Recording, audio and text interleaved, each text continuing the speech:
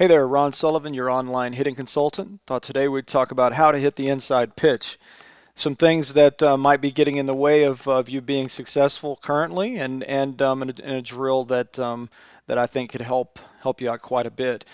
First and foremost, the reasons why players have a difficult time hitting the inside pitch is, well, there's a handful of reasons, but I'm going to run over the common ones. Is that players typically don't have a smooth transition to the ball, right? Whenever we're unloading the swing, once we get to heel plant, normally youth players are out of position when they get here. They're not on the pitch, front shoulder down, hands aren't still back at heel plant, and most importantly, they're usually setting themselves up to swing the bat around the ball, right? And so if that's a concept that's in their brain, it has to be removed as soon as possible because we're not trying to swing around anything. We're trying to hit through balls, right? And so that's something to check for. Is your player flattening their hands as they drop into weight shift? In other words, you can see here that my top hand is still visible. What you'll see on video with a lot of your youth players is that they begin to flatten this top hand to get the bat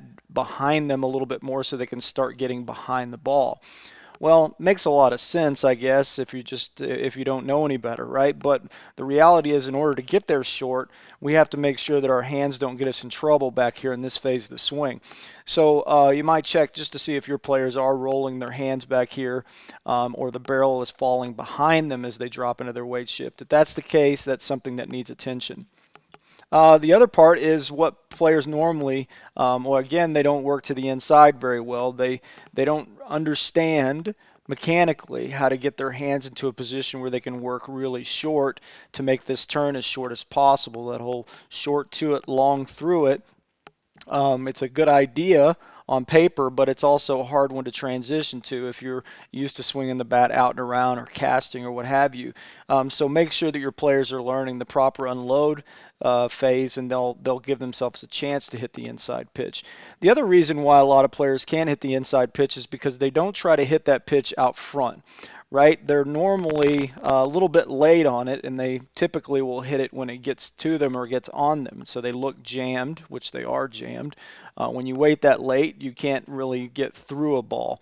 And so the inside pitch, it's very important that they start building a feeling, particularly on tee work, of getting through the ball out front. As far as the drill goes, look, I realize a lot of you guys aren't going to have the tools that I have here, but I think that at least the idea maybe will help you be resourceful in creating drills around this, but you can do something similar to this at home using different ways and methods, I guess. But the impact bat that I have is something you can find at impactbat.com. The main thing about this guy is that it's got a flat surface, right? Almost like a small boat oar, right? But what it does, and I've seen it do wonders with kids' swings, in that kids typically, again, are wanting to swing the barrel around the ball.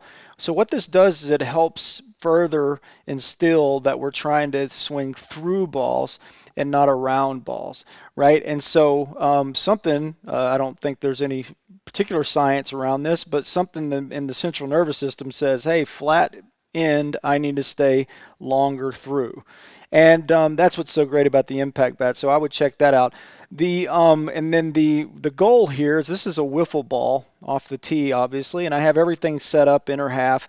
Notice I'm hitting it out front, but the goal is called inside squeeze, where I'm trying to get to the inside and squeeze the wiffle ball between the impact bat and the bag. Now what this does is it promotes that we're going to continue to drive through, right, instead of around. Now if your swing type is around at this point, you're not going to be able to do this drill. And the bottom line is, and I think this is a good thing, it's not easy to squeeze that ball between the bat and the bag, right? But that's the goal, and I think not just because they're not able to do that doesn't mean that the drill's not working. They'll probably get 1 out of 50, to be honest with you, but when they do, it's like, oh, great, and so they continue to keep trying to get that feeling of staying through the ball. And so, look, it's a very simple drill, and it automatically helps players. And when it's a wonder, the only way to squeeze that ball between the bat and the bag is to have your hands in a really good position. So players will naturally, I think, learn to get their hands in a better position as they're going into contact, right? Working from so-called on top instead of taking their hands down to the ball, which is really a disaster waiting to happen, particularly for players that swing around the ball. Because they can never manage from on top, and they're never going to be able to get their bodies in positions where they can drive pitches and stay through it.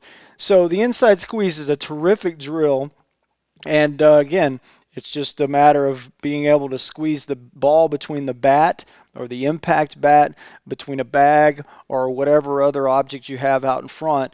And I think that this gives players a terrific feeling of staying through the ball. And not to mention, if you can just imagine that someone went and moved the bag right after I hit this, you would see that the extension would continue to follow up and through the zone, right? Instead of down and around and finishing at the hip, you would see this nice abbreviated follow through, right? And then a big finish at the end.